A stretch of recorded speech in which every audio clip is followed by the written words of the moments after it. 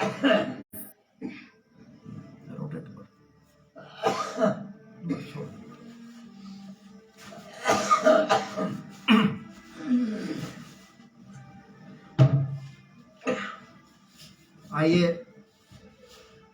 सर्वप्रथम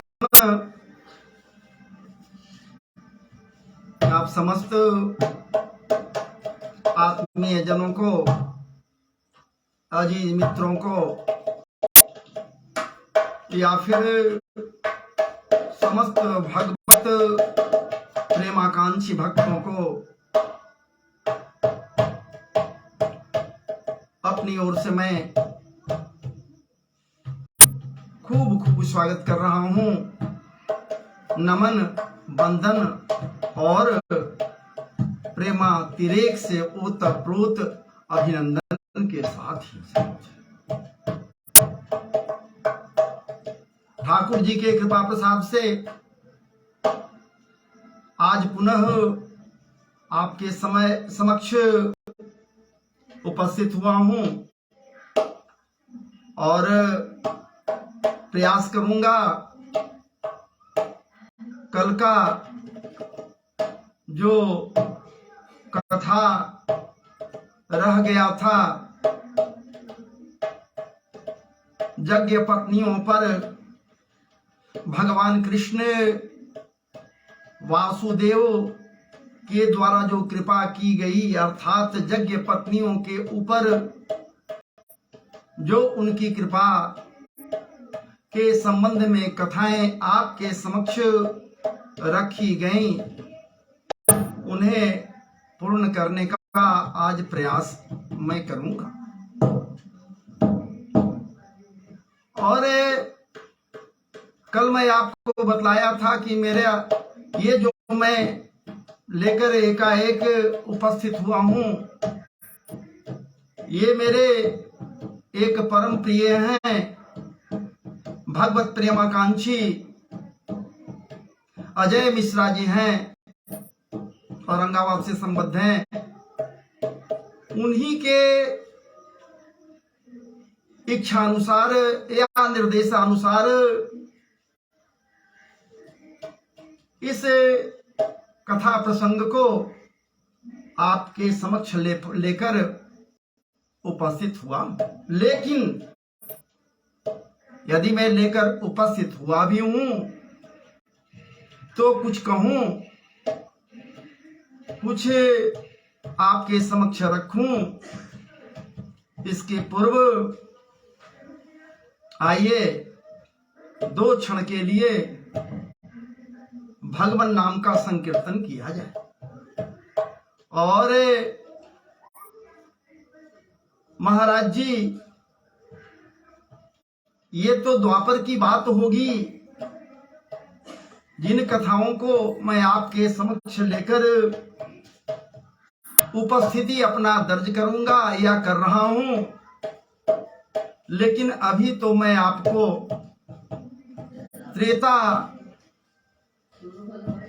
त्रेता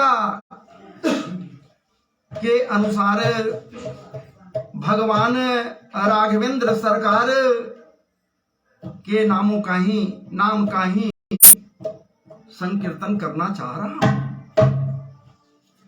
कल मैं आपके समक्ष एक भजन भी मीरा जी का आप रखा था। आज मैं पुनः उसी भजन को आपके समक्ष रखने का प्रयास भी करूंगा। लेकिन आइए उसके पूर्व मन वाणी को पवित्र करने के निमित्त भगवान नाम का दो क्षण के लिए संकीर्तन कर लें।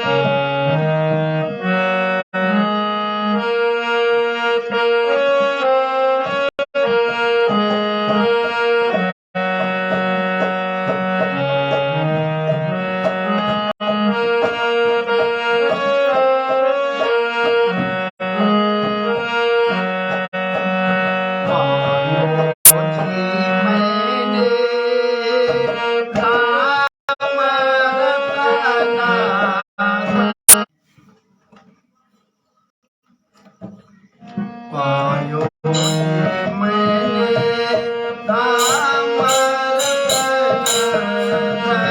पायो।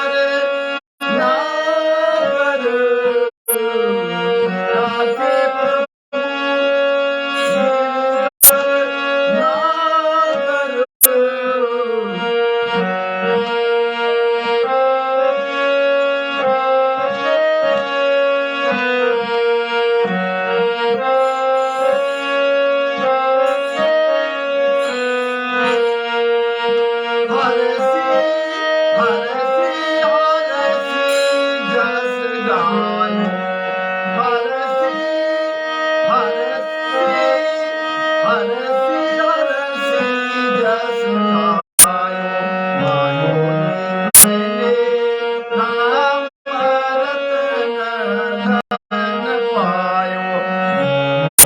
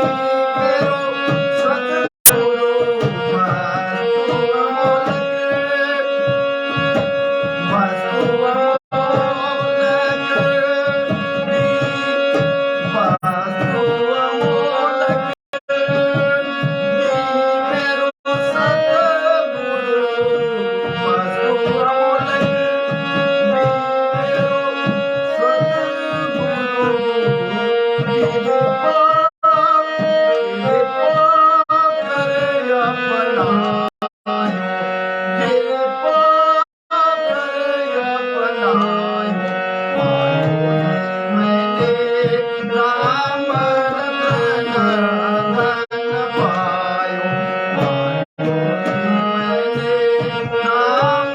रतन धन पायो।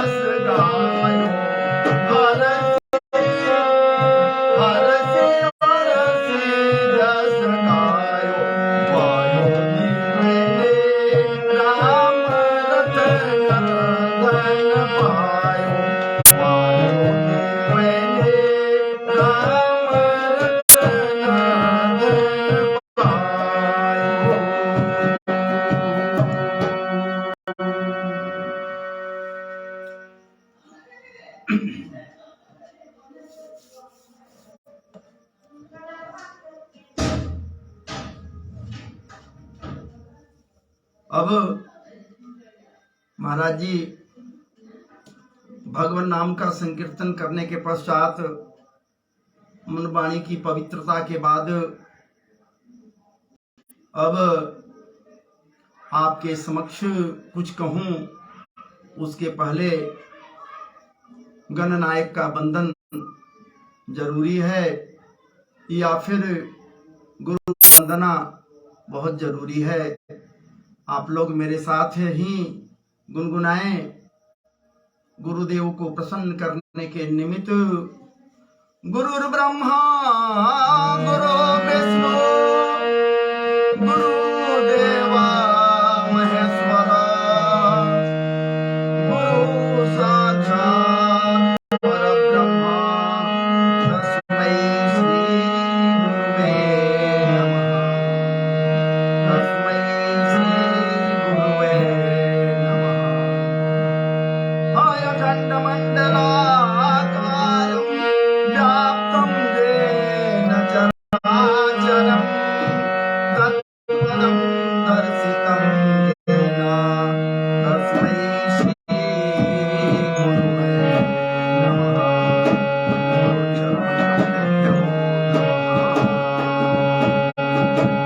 हे वक्रतुण्ड महाकाय कोटिसूर्य समप्रभ निर्विघ्नं कुरु मे देव सर्वकार्येषु सर्वदा। हिमाद्री कनयां देवीं वरदां शङ्करप्रियां लम्बोदरस्य जननीं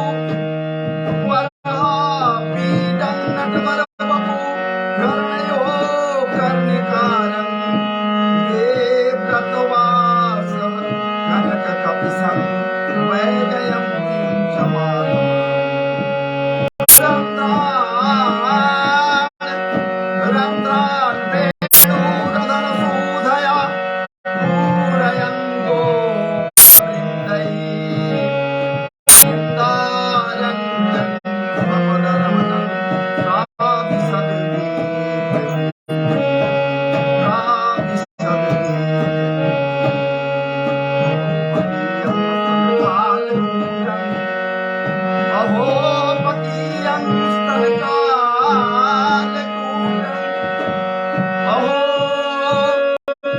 बकियं स्तनकालकोटं जिघांसयामा यदया व्यथात्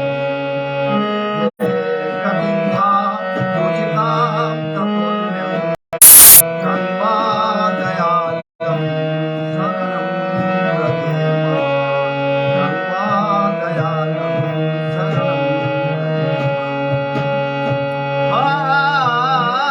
जन्माद्यस्य जन्मयादितरतस् चार्थे स्वविद्यास्वराट् तेने ब्रह्मयुगाय आदिकवये मुह्यन्ति जगत्सूरयः तेजो वारि मृणां यथा विनिमयो यत्र सर्वो मृगा धाम्ना स्वेन सदा निरस्तकुहकं सत्यं परं सत्यं परं धर्मः प्रोदितकैतवोऽत्रपर्वो निर्मत्सराणां सतां वेद्यं वास्तवमत्रवस्वदं तापत्रयोन्मूलनम् श्रीमद्भागवते महामुनिकृते बिम्बावलेश्वरः सद्यो हृद्यवत्यत्यक्षतिः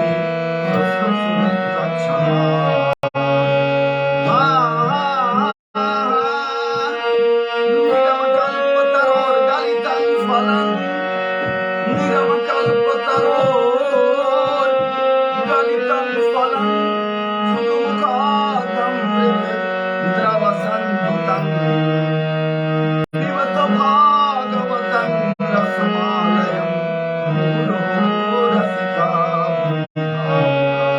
मुहुरो रसिका जय जय श्री राधारमण जय जय नवल किशोर जय गोपी जय जय माँ जय जय माँ व्रजे वसन्तं नवनीतचौरं व्रजे वसन्तं नवनीतचौरं गोपाङ्गनानां जदुकूलचौरं गोपाङ्गनानां जदुकूलचौरं श्रीराधिकायां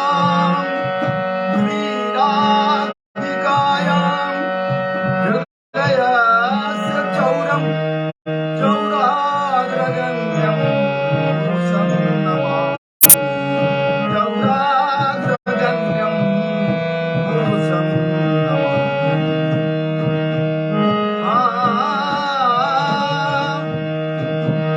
राधा तू बड़भागिनी राधा तू बड़भागिनी गौण तपस्या दीनलोक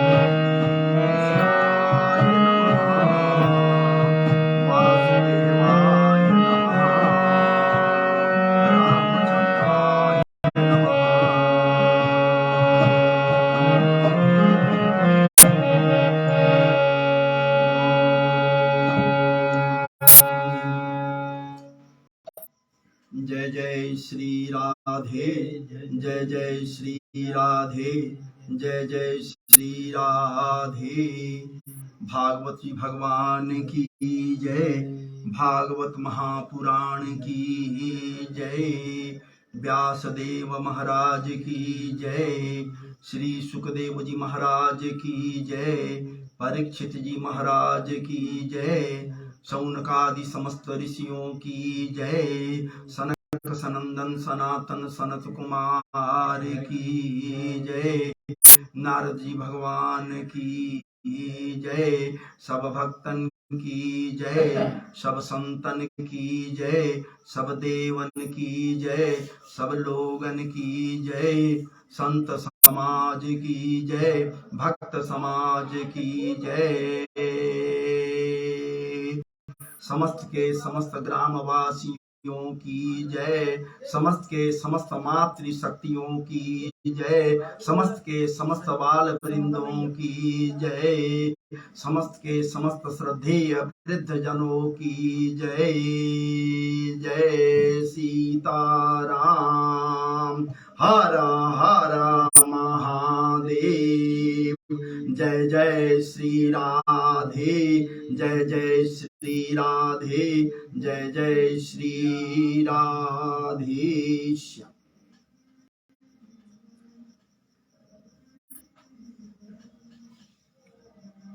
आइए,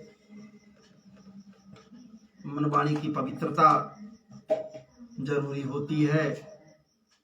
आप मेरे आत्मीय जन, मित्र, बंधु, जितने लोग हमसे जुड़े हुए हैं और जुड़कर कथा प्रसंग में भाग ले रहे हैं, तो आप सबों से नम्र निवेदन है कि अंत तक बैठकर कथा प्रसंग का अवगाहन करें, ताकि कथा रस से आप पूरित हो जाएं। और जब आप पूरित हो जाएंगे तो ठाकुर जी की कृपा निश्चित रूप से आपके ऊपर भी बनी रहेगी। कृपामृत का बरसात सदैव होता रहेगा। और प्रिया जी जब प्रसन्न हो जाती हैं तो ठाकुर जी की कृपा महाराज जी स्वयं ही वो आपके ऊपर परिवर्षित होने लगेगा। जब मन लग जाए, जब कथा प्रसंग में मन लग जाए, जब लगे कुछ अकुलाहट सा, लौल्यता सा लगे, ऐसा प्रतीत हो जैसे कुछ छूट रहा है जिंदगी में या दिन भर में कुछ छूट रहा है, तो महाराज जी वो छूट रहा है यदि कुछ, तो वही हरि नाम संकीर्तन या फिर भगवान नाम का कीर्तन या भगवत चर्चा जिसमें आप भाग लेने का प्रयास किया है वो छूट रहा है। आज जिस दम वो लौल्यता बढ़ जाएगा, लगन लग जाएगा कि मैं कथा प्रसंग को श्रवण करूं, महाराज जी तो समझ लीजिए कि ठाकुर जी की ही तो कृपा है। जब तक उनकी कृपा न हो जावे, वो समरिया सरकार की कृपा न हो जावे, वो अकारण करुणा वरुणालय की कृपा न हो जावे, वो अंता अनंता अनंत विभूषित महाराज जी रससार सिद्ध समरिया सरकार की न जब तक कृपा हो जाए, तब तक कहाँ आपका मन या किसी का भी मन कथा प्रसंग में लगेगा। लेकिन लगना शुरू हो जाए तो निश्चित है कि लगेगा कि सदैव निरंतर अबाध गति से यदि कोई चर्चा हो तो उन्हीं की चर्चा हो, बाकी महाराज किसी चर्चा करोगे, बाकी जिनकी भी चर्चा करोगे, जो कुछ चर्चा करोगे वो सब के सब मिथ्या है, कहीं कुछ नहीं है, सब समाप्त होने वाला है, सब समाप्त हो जाएगा। तब तो ठाकुर जी महाराज जी यहाँ पर वैसे लोगों के ऊपर अपने कृपामृत की बरसात करते हुए बतला दिए हैं, जना दिए हैं, लोगों को दिशा निर्देशित कर दिए हैं कि मैं सर्वव्यापी हूँ, सर्वेश्वरेश्वर हूँ और अखिल ब्रह्मांड नायक हूँ, कण कण में हूँ, हर जगह मैं ही तो हूँ, रमण करता हूँ। इसलिए मेरा ये कृपा हर किसी के लिए है। ऐसी बात नहीं है कि कोई कहे कि हमरे ऊपर उनकी कोई कृपा नहीं। अरे महाराज जी, उनकी कृपा तो तब बनती है जब आपका कर्म सही रहेगा। आपका यदि कर्म रहेगा सही, आपका कार्य सही रहेगा, तो निश्चित रूप से उनकी कृपा बनेगी।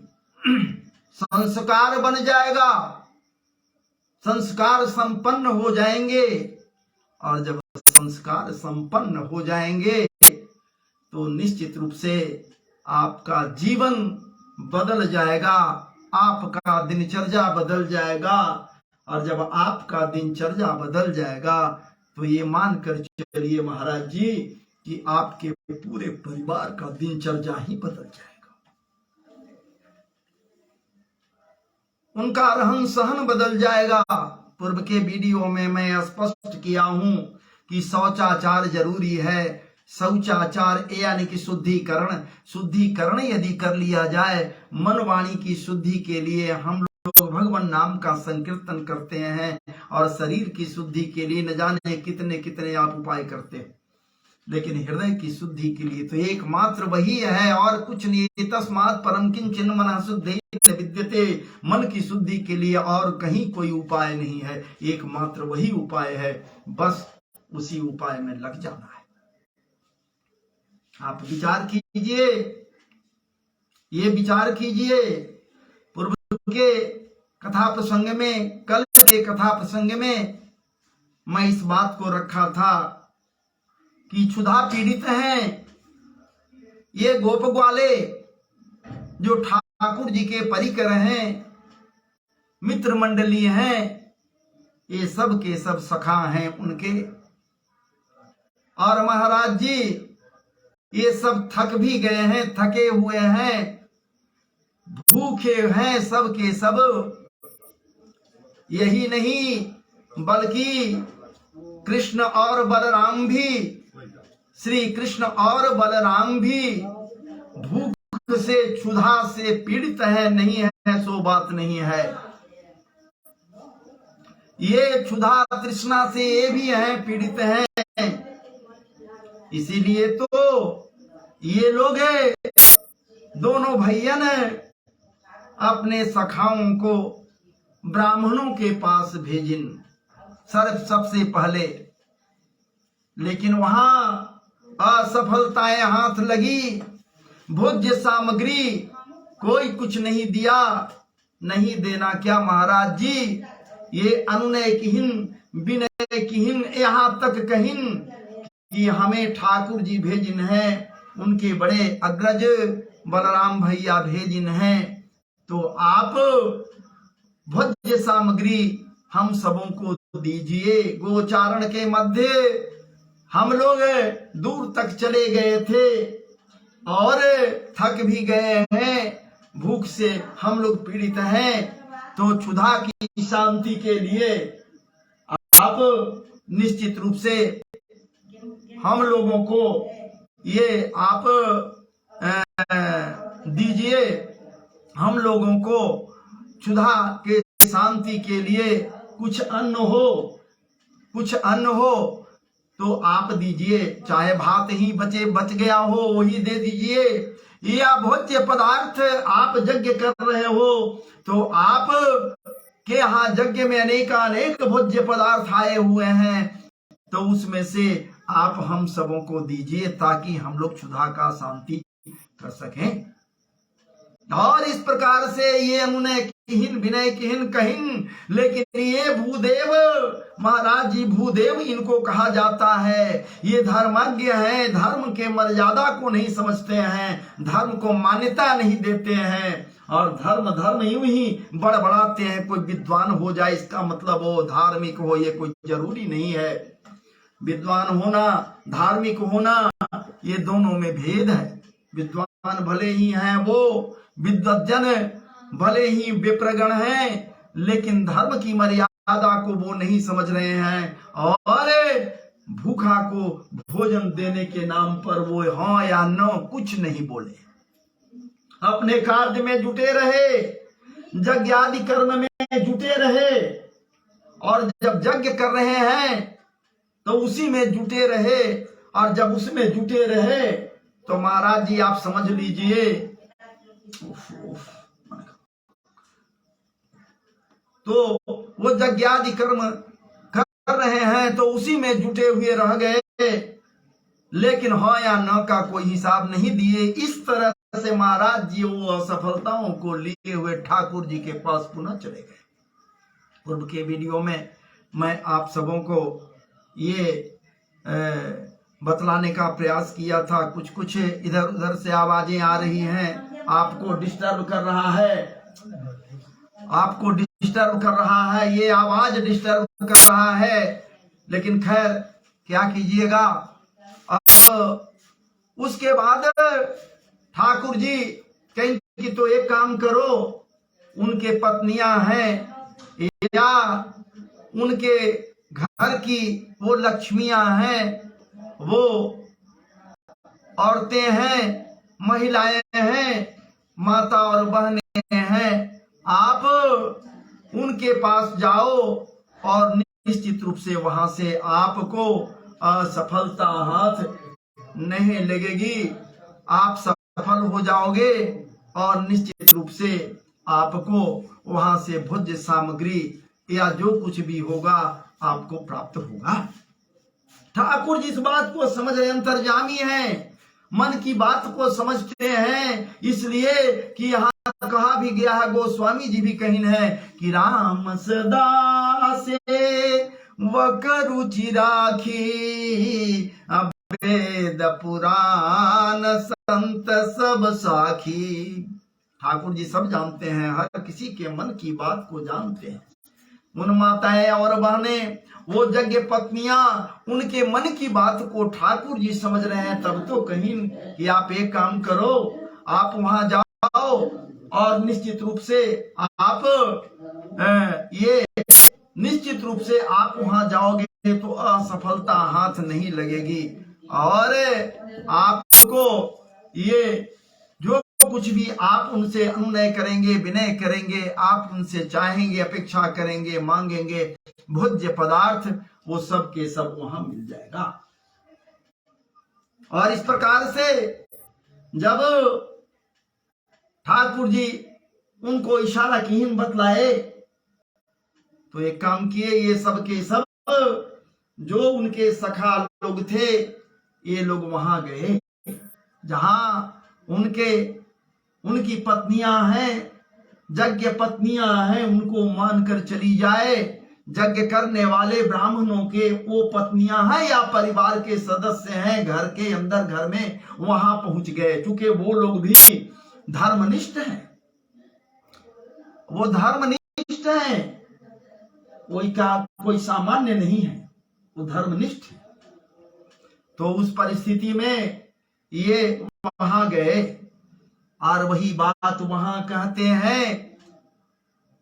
हैं कि कुछ दूरी पर बलराम जी अपने छोटे भैया भगवान वासुदेव श्री कृष्ण के साथ, भगवान शब्द नहीं लगाया, ये लोग भगवान कैसे लगा सकता है, भगवान तो इनको कभी माना ही नहीं। तो कृष्ण हैं, ये दोनों बैठे हुए हैं और क्षुधा से ये लोग भी पीड़ित हैं, इसलिए आप लोग कृपा करके भोज्य सामग्री आपके पास हो, अन्न हो, व्यंजन हो, तो आप बात ही क्यों न सही, वो भी आप है तो दे दीजिए, ताकि उसको पाकर वो अपने क्षुधा को शांत करेंगे। हम लोग भी भूखे हैं। महाराज जी ठाकुर जी इस बात को समझ रहे हैं कि वो नारियां, महाराज जी अरी नहीं है, नारी वही है जो अरी नहीं, न अरी थी नारी, नारी वही है जो अरी नहीं है, शत्रु नहीं है, सर्प नहीं, आदि आदि। तो वो नारी है, इस बात को ठाकुर जी समझ रहे हैं। और ठाकुर जी इस बात को समझते हुए स्पष्ट रूप से कह रहे हैं कि मैं समझ रहा हूं और मुझे पता है कि ये सब के सब मुझे दर्शन करने के लिए लालायित हैं, मुझे देखना चाहती हैं नजदीक से, मुझे दर्शन करना चाहती हैं, तो यही तो उनके लिए मौका होगा। ये निश्चित रूप से मुझे दर्शन करने के लिए वो आएंगे। महाराज जी एक बात मैं बतला दूं, एक बात मैं बतला दूं, ठाकुर जी रास में प्रवीण हैं, ठाकुर जी रास में प्रवीण हैं। पूर्व में रास हुआ है, जब ठाकुर जी गाय और बछड़े बन गए, गाय और बछड़े बन गए, गाय के रूप में हो गए, गायों के रूप में हो गए, बछड़ों के रूप में हो गए ठाकुर जी पूर्ण रूप से। और महाराज जी गोप सखाओं के रूप में एकमात्र कृष्ण हो गए। तो वहां पर जो रास हुआ, ये रास गो रास कही जाए या गो रास यहाँ हुआ, और वृद्ध रास भी इसको मानकर चल सकते हैं। गोप रास कहिए या वृद्ध रास कहिए, चूंकि ठाकुर जी उनके बीच रहकर अपने रस से उनको तृप्त किए, उनके रस का से महाराज जी स्वयं तृप्त हुए, चूंकि रसो सह वही ये रस शासित है। रास किए वहां भी, और उसके बाद महाराज जी रास करने में ये तो प्रवीण है, तो यहाँ भी जो रास ही का एक अंग है, क्योंकि यहाँ यज्ञ पत्नियों के साथ रास करना ही चत चाह रहे हैं। हर बात को ठाकुर जी समझ रहे हैं और इसलिए भेज दी वहां।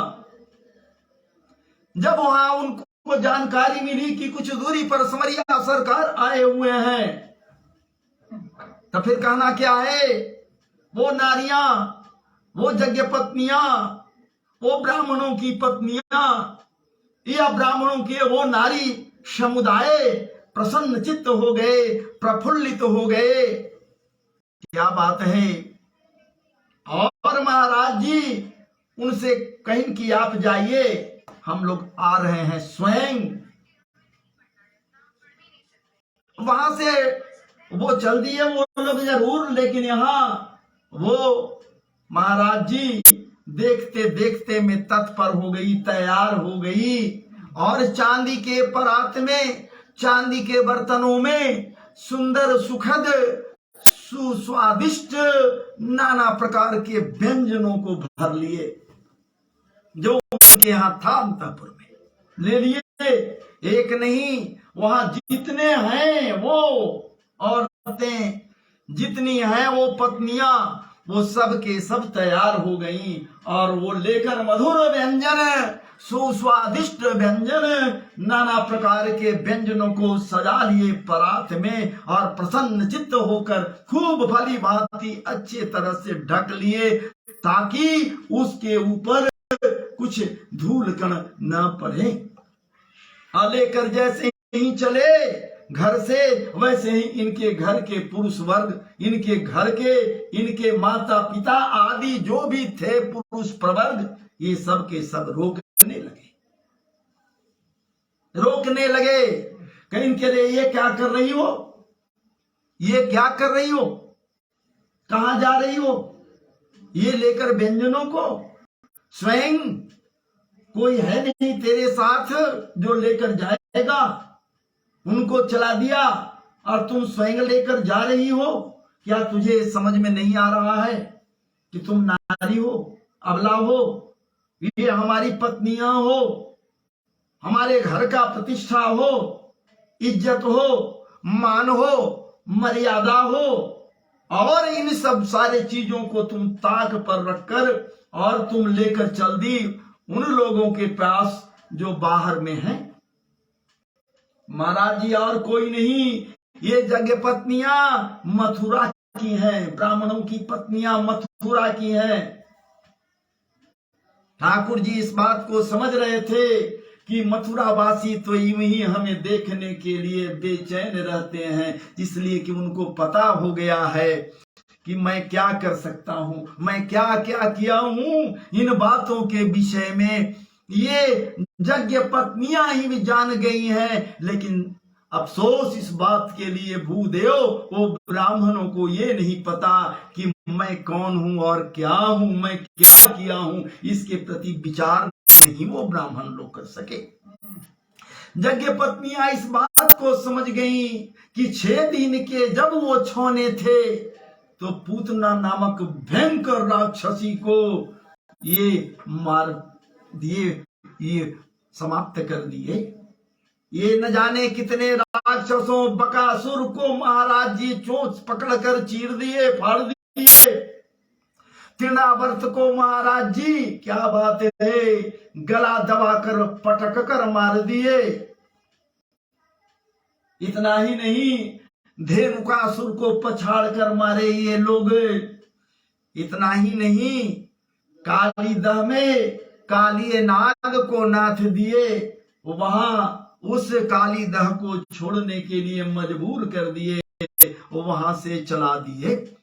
विषपान किए हुए समस्त लोगों को जिला दिए। इतना ही नहीं, ये इतने अलौकिक अलौकिक दिव्य दिव्य कर्म करने वाले ये हैं कि 7 दिन के और 7 कोस में फैला हुआ गोवर्धन पर्वत को उठा लिए। गोवर्धन पर्वत को एक हाथ तक उठाकर 7 दिनों तक धारण किए और सबकी रक्षा की। तो इनसे बड़ा और कौन हो सकता है जो रक्षा करता है किसी का? वही तो भगवान है, वही तो खड़ भगत्व संयुक्त है, वही तो ठाकुर जी है, वही तो ये समरिया सरकार है। सिर्फ बेनू नहीं बजाता, ये बांसुरी नहीं बजाता, अजी महाराज जी तो ये तो जीवन को बजाता है, ये प्राणियों के जीवन को बजाता है, जीवन को जागरूक रखता है। अगर इसकी कृपा होता है तभी तो सृष्टि का हिसाब सही ढंग से चलता है। नहीं चुटकी बजाता है, चुटकी बजा दिया बस, इतने भर की तो बात ही है, चुटकी बजा देना। विचार कीजिए, इतने दिव्य और अलौकिक अलौकिक कृत्य ये किए, लेकिन इन्हें गोप ग्वालों के साथ रह गए इतने दिनों तक, लेकिन इनको ये समझ में नहीं आ रहा है कि ये हैं कौन, ये किस तत्व के हैं। इनके तत्वों को समझना कोई नहीं चाहा, समझ नहीं सका, जान नहीं सका। आज बड़ी मौका, सुखद मौका है, उसे क्या बात है, गिरधारी का दर्शन करने का बड़ी सुखद सहज मौका मिला है, तो क्यों हम चूक जावे। इसलिए आप कहते हो कि कहां जा रही हो, लोक मर्यादा मान मर्यादा आदि आदि का भय दे रहे हो, कहां जा रहे हो, घर की मर्यादा हो। अरे मैं मर्यादाओं का उल्लंघन कर दी है, मैं मान को उल्लंघन कर दी है, मैं सब कुछ त्याग दी और मैं अब जा रही हूं, आप रोकते रहो, कोई फर्क नहीं पड़ता है, मैं जाऊंगी। हम लोग जाएंगे और उनका दर्शन करेंगे, उनको भोजन कराएंगे, वो भूखे हैं, क्षुधातुर हैं, इसलिए क्षुधा का शांति करेंगे। भगवान को भोग लगाऊंगा, मैं ये अर्पण करूंगी, चूंकि उन्हीं का ये दिया हुआ है। तो तब तो कहा गया है भक्त के द्वारा, त्वदीयं वस्तु गोविंदं तुभ्यमेव समर्पयेत्। बस यही तो कहना है कि ठाकुर जी आप ही के द्वारा दिया गया ये भोज्य पदार्थ या समस्त के समस्त सामग्रियां आपको समर्पित है, आपको अर्पण कर। कोशिश करते हैं कि ठाकुर जी बस साकार होकर भोजन कर ले, तो आप तो साकार हो। त्वदीयं वस्तु गोविंदम तुभ्यमेव समर्पयेत् गृहाण सम्मुख, आप सम्मुख आकर ग्रहण करें, आप तो सम्मुख हैं, तो आपको ग्रहण कराने में जो सुखद अनुभूति हम सबों को होगा वो कभी नहीं वो अनुभूतियां हम लोग को हो सकती है। ये विचार हमारा है, इसलिए आप लोग रोक रहे हैं, हम रुकेंगे नहीं, हम चल दिए। और महाराज जी वो रोकते रह गए, घर की मर्यादा रखते रह गए, लेकिन ये सब के समस्त जगह पत्नियां चल दी कहां? वहां जहां ठाकुर जी हैं। क्या बात है, सज धज कर ये चल दी हैं, क्योंकि ये भी रास के मध्य जा रही हैं, रस को पान करने के लिए जा रही हैं। ये गोपी के सदृश हैं। गोपी उसे कहते हैं जो कृष्ण रस का पान अपने इंद्रियों के द्वारा करे, वही गोपी है। तो ये गोपी भाव को लेकर महाराज जी ठाकुर जी के अनुपम अलौकिक दिव्य रस का पान करने के निमित्त ये सब के सब चल पड़ी हैं, ये सब गई हैं अलौकिक रस का पान करने के लिए। कृष्ण रस का पान, उनके माधुर्य रस का पान करेंगी। क्या बात है। ये सारा कुछ ये सुन चुकी थी, देखी नहीं थी। दरस की लालसा इनके अंदर, ओह दर्शन दो घन श्याम नाथ मुरी, दर्शन दो घन श्याम नाथ मुरी, आखियन प्यासी रे, दर्शन दो घन श्याम नाथ मोरी, आखियन प्यासी रे। अरे जुग बीते ना आई मिलन की, जुग बीते ना आई मिलन की, पूरन मासी रे, दर्शन दो घन श्याम आज मोरी, आखियन प्यासी रे। तो आज वो पूर्णमासी आ गया है, आज वो समय आ गया है कि हम लोग दर्शन करेंगे। मन में प्रफुल्लता को भरे हुए उत्साह से महाराज जी उत्साहित हैं। ये सब के सब, इस सब के अंदर में उत्कंठाएं जागृत हो गई हैं, लौल्यता बन गए हैं, लगन लग गए हैं। और जब लगन लग गए हैं तो ठाकुर जी का बिना दर्शन किए हुए कोई गुजारा नहीं है। विचार कीजिए। और ये सब के सब जब पहुंचती हैं वहां पर तो कुछ अलग से ही महाराज जी झुरमुट के पीछे से पहले दर्शन करती हैं। क्या बात है, क्या बात है।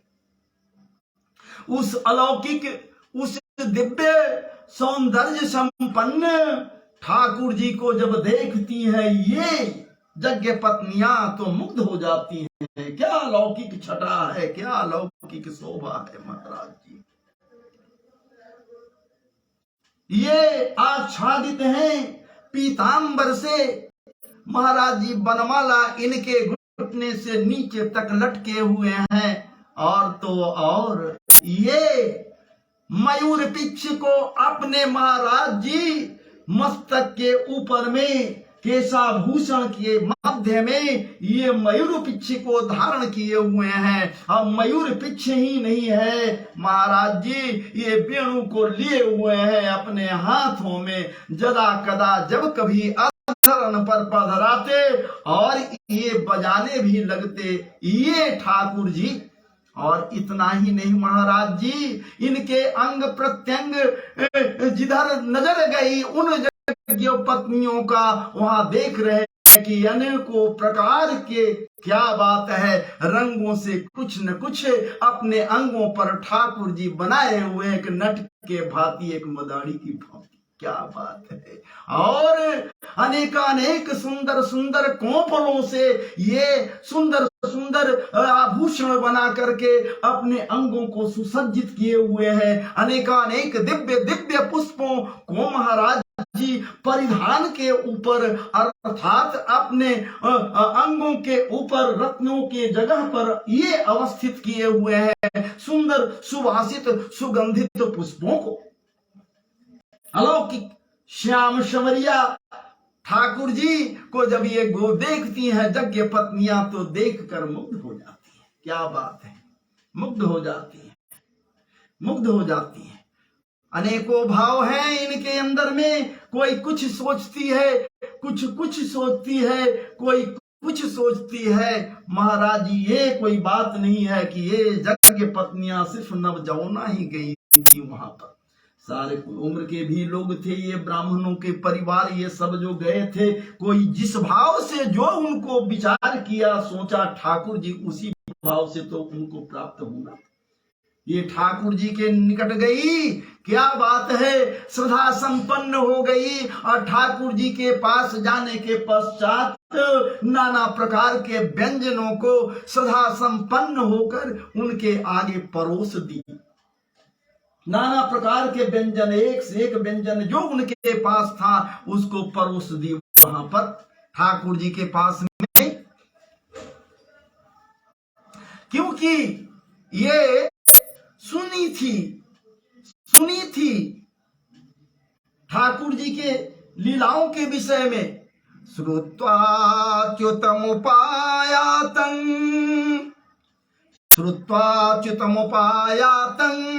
नित्यं तद्दर्शनोत्सुकाः तत्कथा क्षिप्त मनसो बभूवुर्जात संप्रभा। ये सुन चुकी थी कि ठाकुर जी ऐसे ऐसे ऐसे हैं जिनका वर्णन मैं अभी आपके पास किया, ये सुनी थी। तो दर्शन का लालसा जगा हुआ था, तो भला इस लालसा को कैसे दबाती। और ये दौड़ी हुई ये वहां पहुंची, अन्न लेकर, नाना प्रकार के व्यंजनों को लेकर ठाकुर जी के महाराज जी क्षुधा को शांत करने के लिए या फिर अपने कृत्य के द्वारा उनको प्रसन्न करने के निमित्त। और इस प्रकार से ये उत्सुकता इनके अंदर इतनी हुई कि जो दर्शन का लालसा था वो लालसा भी शांत हो जाए उनके पास जाने के बाद। ये दर्शन की लालसा शांत न हो बल्कि ये और बलवती हो जाए। भावना ऐसी है कि सदैव लगे कि ठाकुर जी को निहारता रहूं, ठाकुर जी के रूप माधुर्य को देखता रहूं। तेरी मंद मंद मुस्कनिया पे, क्या बात है, जग की पत्नी निहाल हो गई ठाकुर जी के मंद मंद मुस्कान को देखकर। महाराज जी तेरे मंद मंद मुस्कनिया पे, तेरे मंद मंद मुस्कनिया पे बलिहार प्यारे जू, बलिहार प्यारे जू। समरिया सरकार के कोमल कपोलन पर जब महाराज जी कुंतले या फिर अलकावलियों के कुंतले, घुंघराले अलकावलियों के कुंतले जब इधर उधर हिलती तो क्या बात है, ऐसा प्रतीत होता मानो चांद के इधर से उधर ज्योति में महाराज जी ये बादलों का समूह घेराबंदी किए हुए है। लेकिन ठाकुर जी के कानों में जो कुंडल है महाराज जी कभी कभी हिल जाते तो ऐसा प्रतीत होता मानो ये विद्युत संपात हो रहा है उनके आनन पर। महाराज जी क्या बात है, ज्योत्सनाएं, ज्योति से वो उनका आनंद भरा हुआ था। रूप माधुर्य लावण्यता के विषय में कहां तक कोई कर सकता है। तब तो ये सुखदेव जैसे परमहंस जो तपस्यारत हैं महाराज जी सिर्फ एक श्लोक को सुन लिए व्यास देव के शिष्यों के द्वारा। क्या बात है, वो रूप माधुर्य के प्रति ये महाराज जी यहाँ सतत आह्लादित हो गए, उत्कंठित हो गए। बरापीडं नटवर बपु कर्णयो कर्णिकारं बेव्रतवा सह कनक कपिसं वैजयन्तीं च मालां रंध्राण वेणुरधर सूधया पूरयन् गोपवृन्दै वृन्दारण्यं स्वपदरमणं प्राविशद गीत कीर्ति। ये रूप माधुर्य को जब जैसे सुखदेव जी देखने के बाद व्याकुल हो गए थे महाराज जी, इनके रूप माधुर्य के रस को पान करते करते महाराज जी ये यज्ञ पत्नियां क्या बात है छक कर पान की ये तृप्त नहीं हुई। इनके अंदर लालसाएं बलवती होती गई कि इसी तरह से सदैव इनको निहारती रहूं।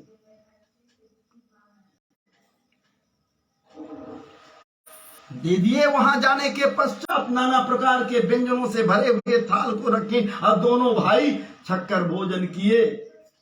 उनके सामने भोजन वो कराई।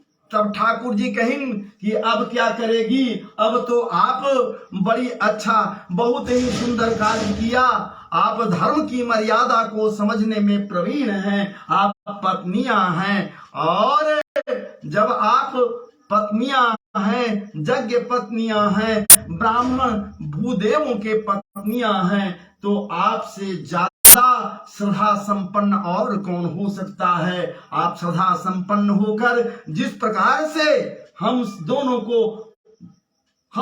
के क्षुधा को, और भी हमारे जितने परिकर हैं, हमारे जितने ये सखा हैं, सबके क्षुधा को शांत आप किए, तो भला आपके लिए ही ऐसा कुछ दिखाई देता है, आप ही ऐसा कर सकती हैं, भला और कौन कर सकता है। सही बात भी है। ठाकुर जी की कृपा को पाना सहज थोड़े है। भूदेव लोग, विप्र लोग उनके कृपा को नहीं पा सका। भूदेव जरा सा भी नहीं समझ सके उनके महत्व को। इस तो महत्व को समझती हैं वो यज्ञ पत्नियां समझ गई, वो मथुरा की वो ब्राह्मणी समझ गई कि ये कौन है ठाकुर जी। कोई हम नहीं, कोई भाव नहीं। लेकिन एक बात है, जब ठाकुर जी कहें कि अब तो भोजन करा दिया, और आपके अंदर जो लालसाएं थी, नहीं तो आप तो भोजन भेज देती, मेरे लोगों के द्वारा सखाओं के माध्यम से आप भोजन भेज देती, लेकिन आप तो इतने श्रद्धा संपन्न हो, और आपके अंदर जो लालसाएं लगी हुई थी कि मैं दर्शन करूं, तो आप आ गई और मेरा दर्शन भी कर दी, मुझे देख भी ली। जब देख ली तो महाराज जी भला अब क्या करेगी, अब तो आपको जाना चाहिए, अब लौट जाइए। और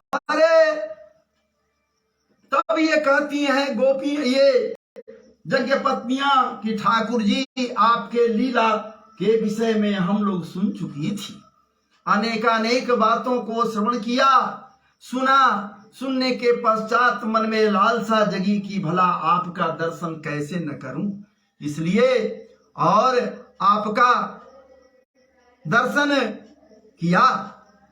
और इस प्रकार से महाराज जी ये यज्ञ पत्नियां ठाकुर जी से कहती हैं कि अब तो हम कहाँ जावें, जो आप ही का तो ये वाक्य है, आप ही का तो वचन है ठाकुर जी, जो कोई भी आपके शरण में चला आता है या जो आपका हो जाता है, भला वो कहाँ अब दूसरे जगह उसको जगह मिलेगा, अब कहाँ दूसरे जगह उसको स्थान मिलेगा जो आपका हो गया। आप ही तो कहते हो ठाकुर जी, जो मेरा भक्त हो जाता है, मेरा हो जाता है, मेरा तभी कोई होता है जब सब जगह से वो हर चीज को छोड़ देता है, त्याग देता है, तब मेरा होता है। ऐसे नहीं, जब मेरा कोई हो जाता है, आप ही कहते हो, तो हम तो आपके ही हो गई, हम सबके सब, तो भला अब कहाँ हम जावे।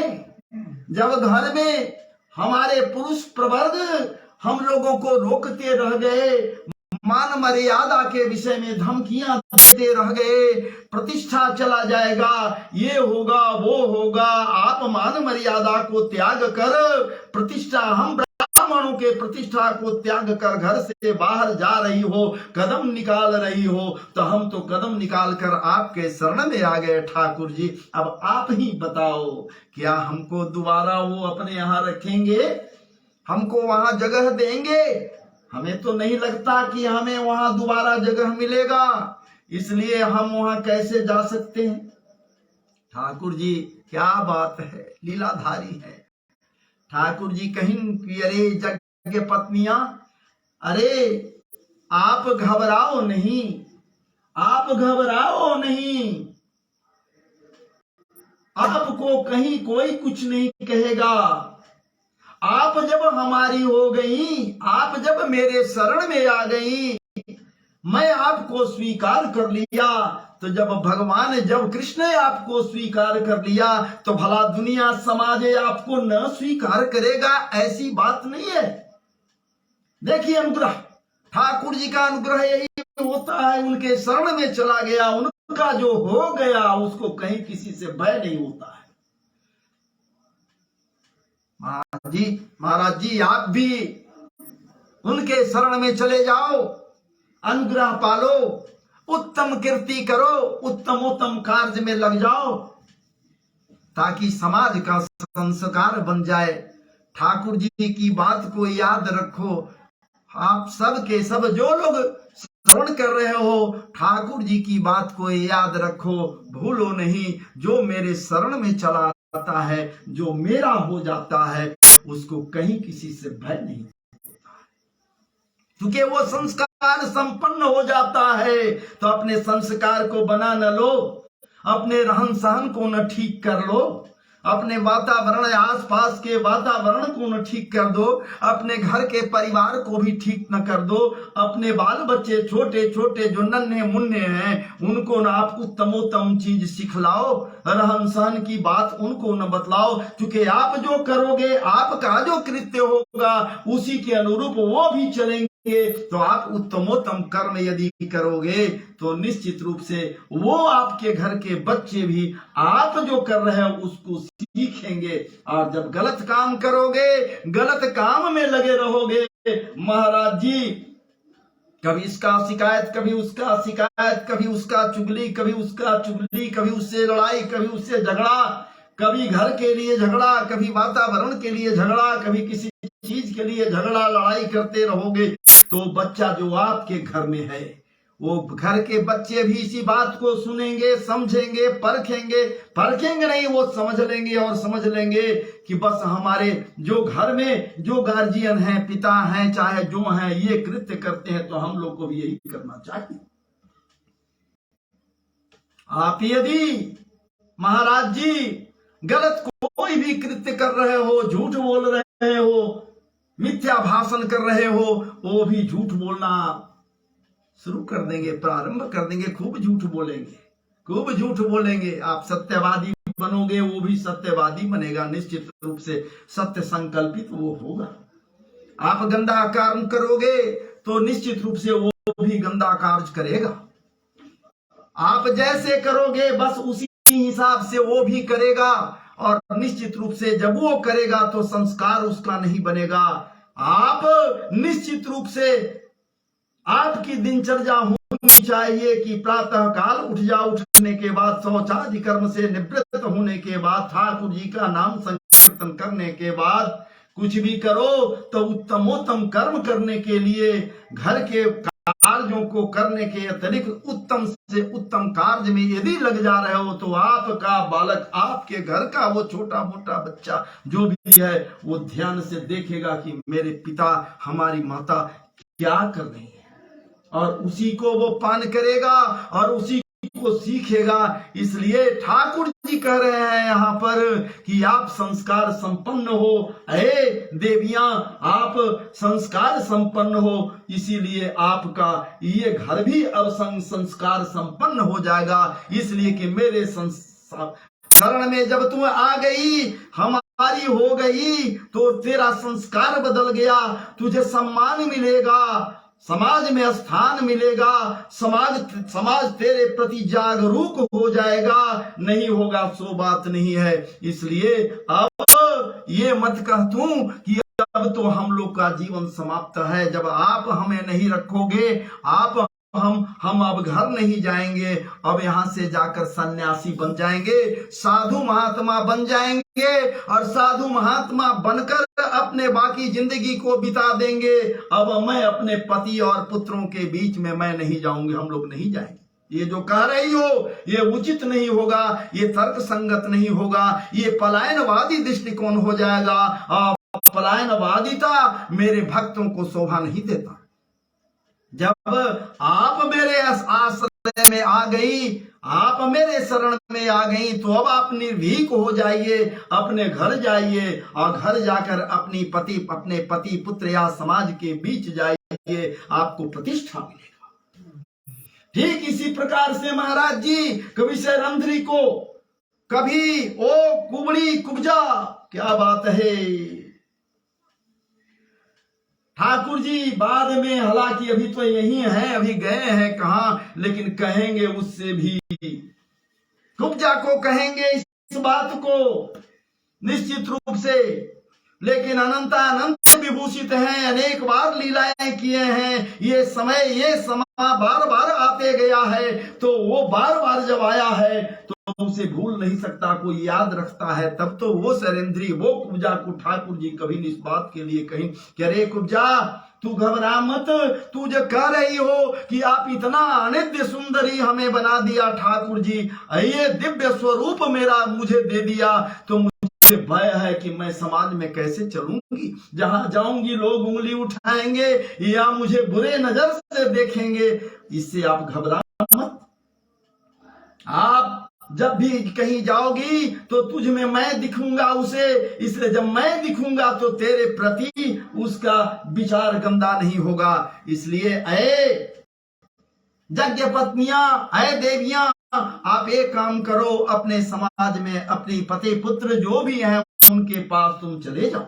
जो कृत्य तुमने किया, जो तेरे द्वारा ये कर्म किया गया, अभी भूखा को भोजन दिया गया, आश्रय दिया गया, तो उसका फल सिर्फ आपको ही नहीं, इससे आपके कृत्य से आपके वैसे लोग जो अभी यज्ञादि कर्म में लगे हुए हैं उनको भी इसका पुण्य मिलेगा। नहीं मिलेगा सो बात नहीं है, लेकिन एक बात इतना तय है कि जो करता है वो भरता है स्वयं, दूसरा कोई करता है उसके जगह पर भरता नहीं है। कर्म का फल उसको निश्चित मिलता है, आज मिले, कल मिले, परसों मिले, वर्षों मिले, इस जन्म में मिले या अगले जन्म मिले, महाराज जी फल तो निश्चित मिलेगा, निश्चित मिलेगा। अगर नहीं मिलने की बात फल होता तो भला भला क्या बात है। वो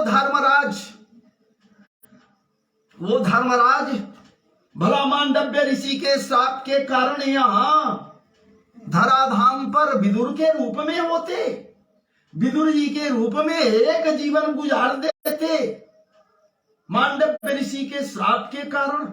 मैं पूर्व के वीडियो में ये कथा संभवतः डाल चुका हूं, यहां मैं अंदर तक नहीं जाऊंगा, लेकिन इतना जान जाइए कि कभी मांडव्य ऋषि श्राप दीन थे और उसका फल उन्हें मिला। या फिर दूर कहां जा रहे हो, अभिशप्त जय और विजय महाराज जी 3 जन्मों तक अभिशप्त जय विजय सनकादि ऋषियों के द्वारा जब श्राप दे दिया गया, कर्मों का फल मिला तो उनको भोगना पड़ा 3 जन्मों तक।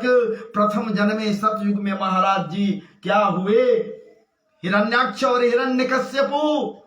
दूसरे जन्म में महाराज जी त्रेता आया, त्रेता में रावण और कुंभकर्ण हुए, और द्वापर में महाराज जी दंतवक्र और शिशुपाल का हिसाब हुआ। और यहाँ से जब मुक्ति मिली तब उन्हें जाकर पुनः वह स्थान मिला। कहने का मेरा मतलब है कि जो आप करोगे कर्म का फल तो मिलेगा, कर्मों का ही तो फल मिला। धृतराष्ट्र को महाभारत काल में धृतराष्ट्र को कर्मों का ही फल मिला। क्या क्या कर्म किए हैं पूर्व जन्म में वहां मैं नहीं जाऊंगा, लेकिन कर्मों का ही फल मिला है कि उनके 100 पुत्र महाराज जी उनके देखते देखते जय जैसे दादे समान हो गए।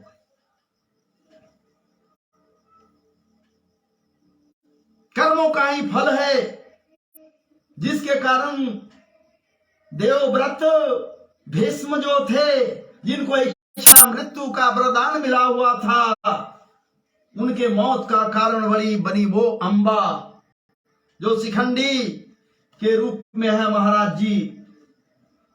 कर्मों का ही फल था, या पहले मारे गए कर्मों का ही फल था। इसलिए कर्म का फल, जो आप कर्म करोगे उसका फल निश्चित रूप से मिलेगा, जो करेगा वही भरेगा, जो कहा गया है वो निश्चित रूप से ये होगा। लेकिन एक बात इतना है कि जो ठाकुर जी के आश्रय में, जो संवरिया सरकार के आश्रय में जो कृष्ण के करीब हो जाता है, उनका हो जाता है, उन्हें अपना बना लेता है, तो निश्चित रूप से वो फल न मिलता है सो मिलेगा, लेकिन उसका जो प्रभाव है वो कमेगा। महसूस नहीं होगा, वो कवच का काम करेगा, महसूस नहीं होगा, बस निश्चित रूप से उसका फल मिलता है। और इस प्रकार से ये यज्ञ पत्नियां महाराज जी इनके पास से गईं और जाने के बाद कहाँ गईं? अपने घर परिवार के बीच में गईं और बड़ी श्रद्धा संपन्न होकर जो लोग इनको महाराज जी उपेक्षा के दृष्टि से देख रहे थे, उनको वो लोग भी इनको श्रद्धा के दृष्टि से देखने लगे। विचार किए कि जब कृष्ण वासुदेव इतने अलौकिक कृत्य करने वाले जब इन पर श्रद्धा संपन्न हो गए, इन पर चूंकि ये भी श्रद्धा संपन्न थी इसलिए वो भी श्रद्धा संपन्न हो गए, और इनके महाराज जी उनकी कृपा जब इनको मिल गई तो हम कौन होते हैं इनके बीच में आने के लिए? वो भी प्रसन्न चित्त हो गए और प्रसन्नता पूर्वक ये यज्ञ पत्नियां अपने परिवार के बीच रहना प्रारंभ कर दिए। अब वस्तुतः बात कुछ ऐसी है जिसे आपके समक्ष रख दूं। ये यज्ञ पत्नियां कौन है पूर्व जन्म में, ये आप जान लीजिए।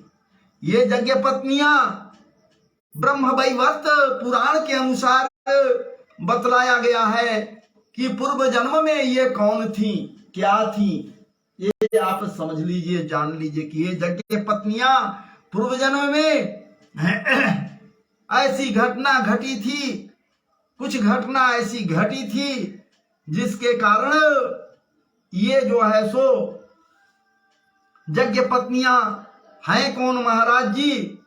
सच पूछिए, ये यज्ञ पत्नियां जो हैं ये पूर्व जन्म में मुग्ध इन पर हो गए थे। ये पूर्व जन्म में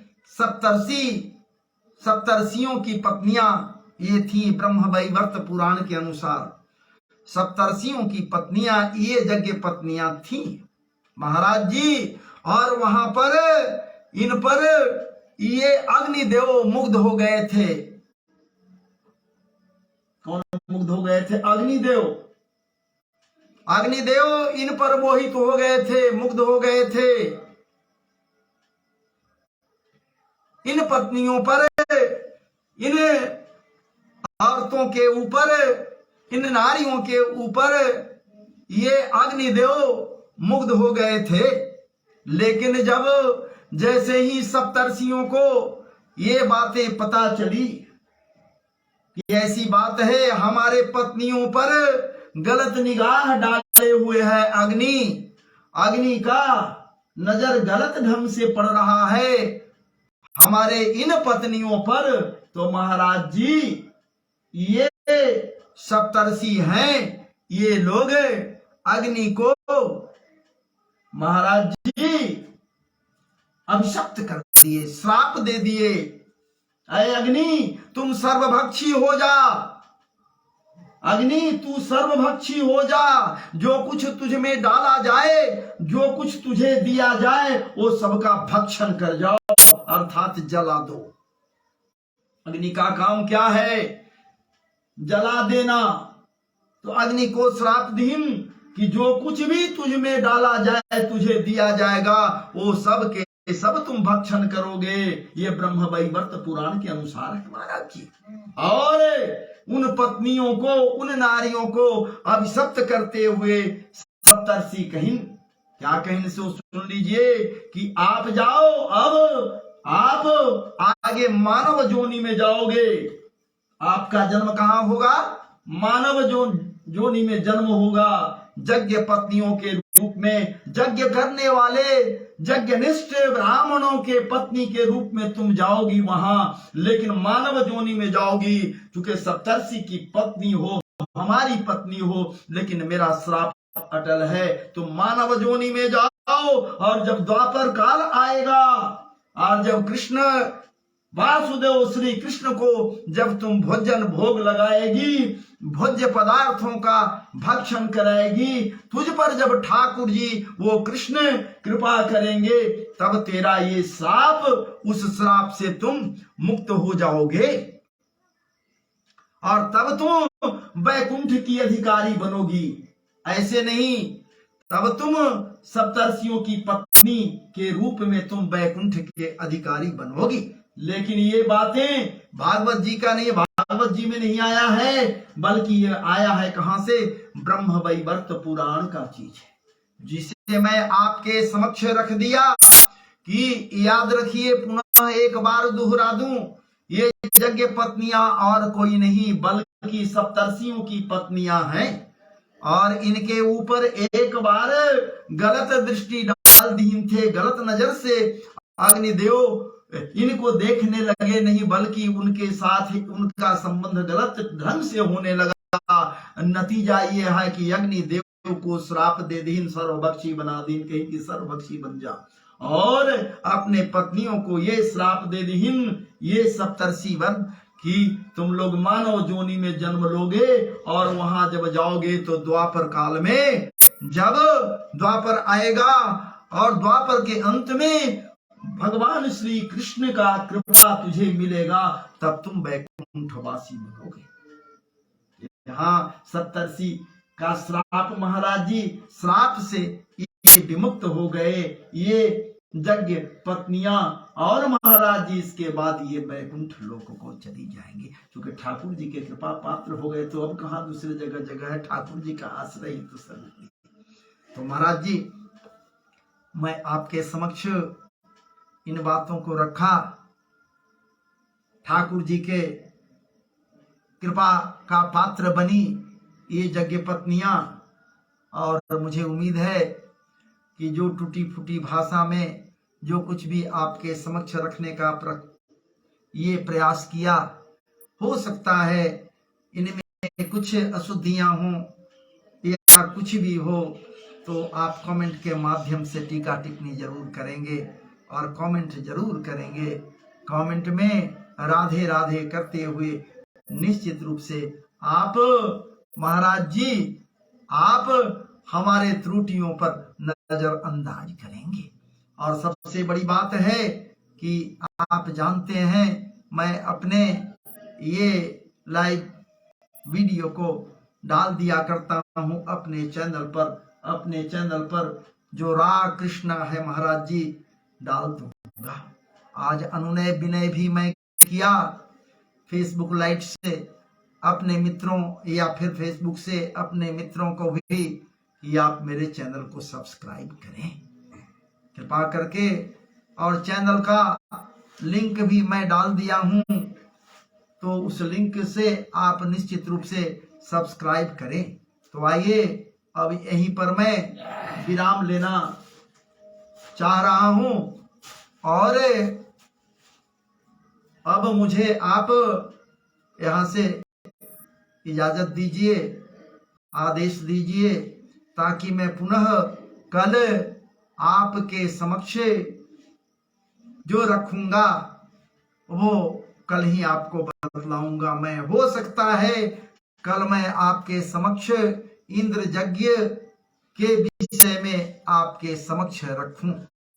इंद्र यज्ञ के विषय में जो कथाएं हैं, जो बातें हैं, उसे मैं आपके समक्ष रखने का प्रयास कल करूंगा, ताकि ठाकुर जी को मौका मिले गोवर्धन धारण करने के लिए। इंद्र यज्ञ के बाद में ही तो गोवर्धन धारण करेंगे।